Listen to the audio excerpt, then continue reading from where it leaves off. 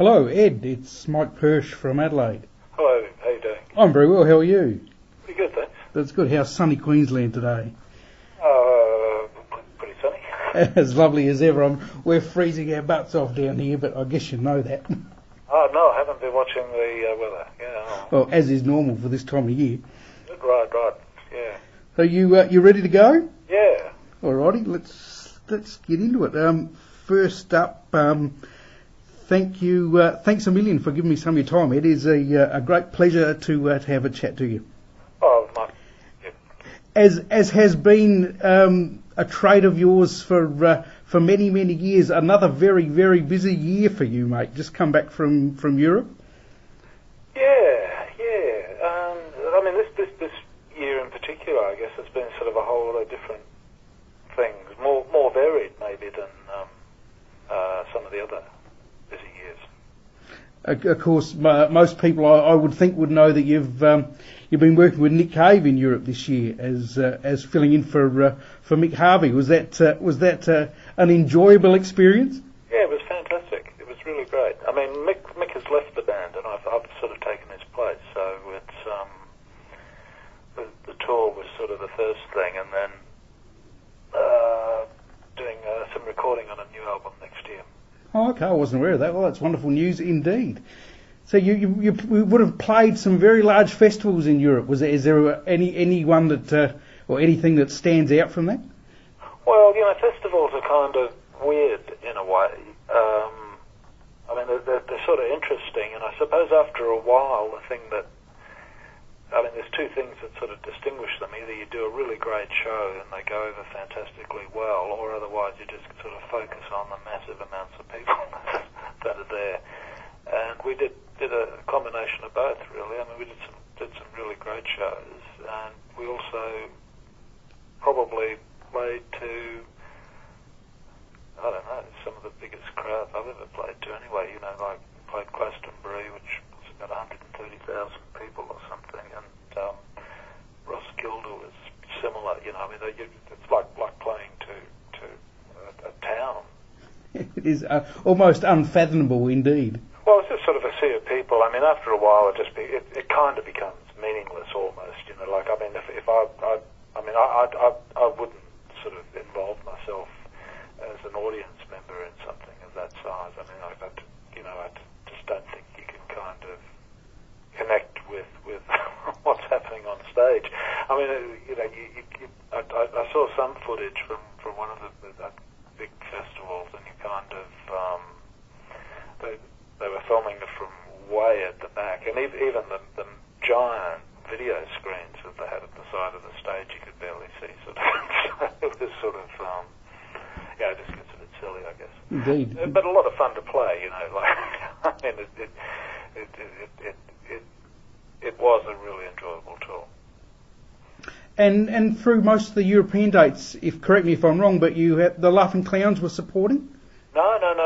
The Clowns got together to play at ATP earlier this year, and then we did some shows after that by ourselves. But no, I don't think that I'd kind of do the full Bad Seeds thing and then sort of play as the support band as well. It'd kind of just be a bit long, I think. That would be a fairly big ask indeed. Well, maybe I wouldn't even consider it, actually. I mean, it's not even something that sort of occurred to me. But no, the Clowns. Everyone in the Clowns has kind of got other stuff, so it's kind of a slightly difficult band to sort of have doing a lot of shows, unfortunately, because it was a lot of fun when we did those shows, and we're looking at doing some more in the early part of next year. Oh, wonderful! I found it very interesting that you chose to tour with just Jeffrey, the drummer. Was that a conscious thing to give you sort of more improvisational room with just the two of you? Oh well, that was a year before. I think what is probably starting to get a bit kind of confused over here is that what I did this year was I started off the year and reformed. For sort of a temporary basis of reforming the original Saints, doing some shows with that band through up and down the East Coast. And at the same time, I did Laughing Clowns. This was all for the All Tomorrow's Parties Festival. And the Clowns got back together, did some shows after that. And then I basically toured with the Bad Seeds for a couple of months overseas. But the year before that, Jeffrey and I played as a support to Nick and the Bad Seeds around Europe. That's where I've got my wires crossed. Yeah. People are getting all this stuff confused. Well, you're far too much of a busy man, Ed. We can't keep up with you. Well, I basically, because I don't hire a publicist, I just sort of, people find this stuff out if they're interested, or otherwise they don't.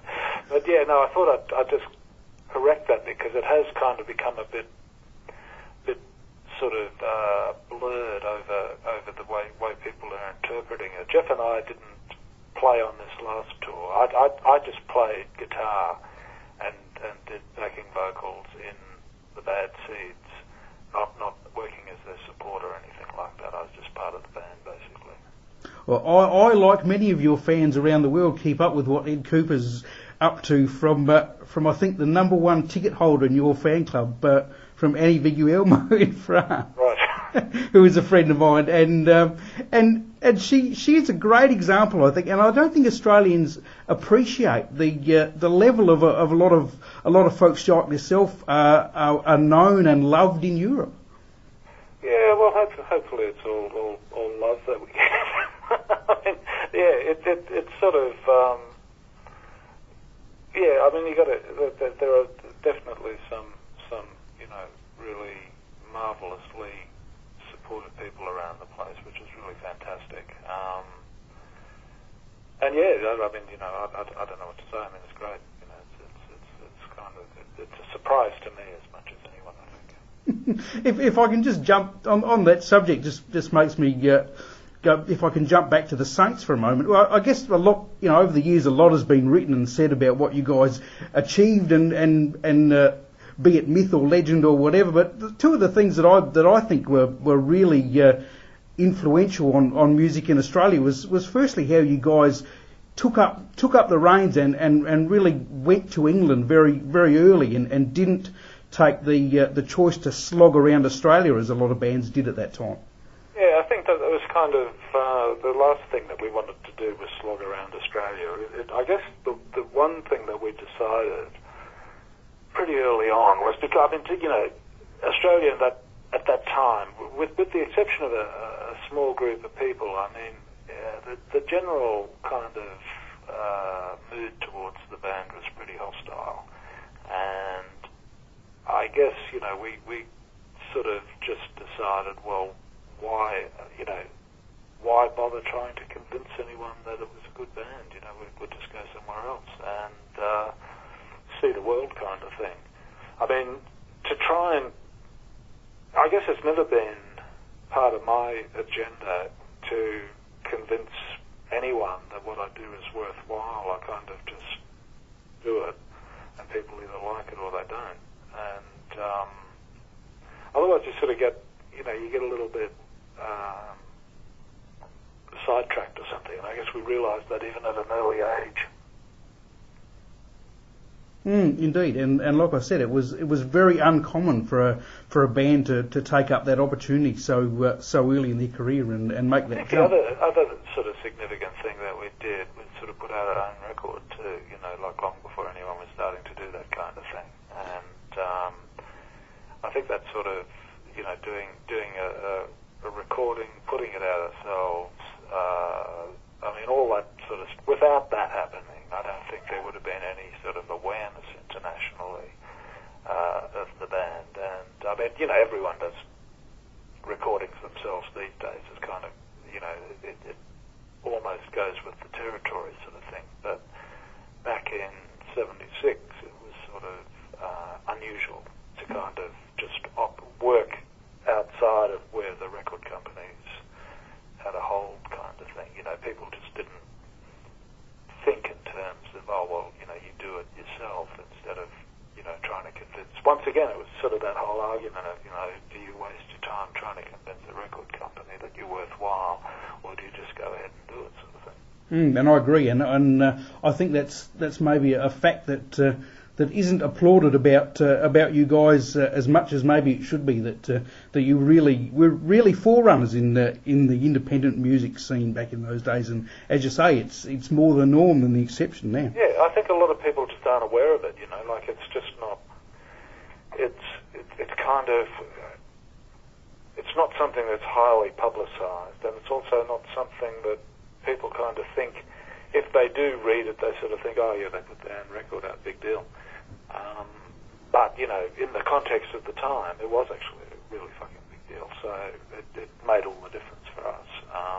And, unfortunately for anyone that reads that and is inspired by that, that wouldn't have the same impact today, because it is kind of commonplace, but it wasn't then. But then again, as I said, you were forerunners and probably opened a lot of people's ears to go down that same path.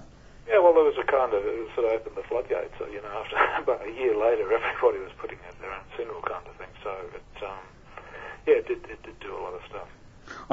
If I can just go sideways for a moment, I'm really fascinated by your interest in 50s music. Most of the guys of your and similar generation were sort of brought up on the Beatles and the Stones, but you really, from what I've read and heard, you really have a love for 50s music. Yeah, well, I guess, as a kid when the 60s, a young kid, and I got into music really young, and so, the Beatles and the Easy Beats and the Monkees and all that stuff that was being played on the radio all the time was a big influence on me. I'm not denying that. But what kind of happened was that when I got into my teens, I just sort of from a really early age wanted to have a band, basically. And I think what I did was when I kind of got to an age where I could get a job during the school holidays and get a bit of money together and actually buy some records, I started looking at who wrote some of these songs. And so I kind of just looked backwards from if you bought a Rolling Stones record or something,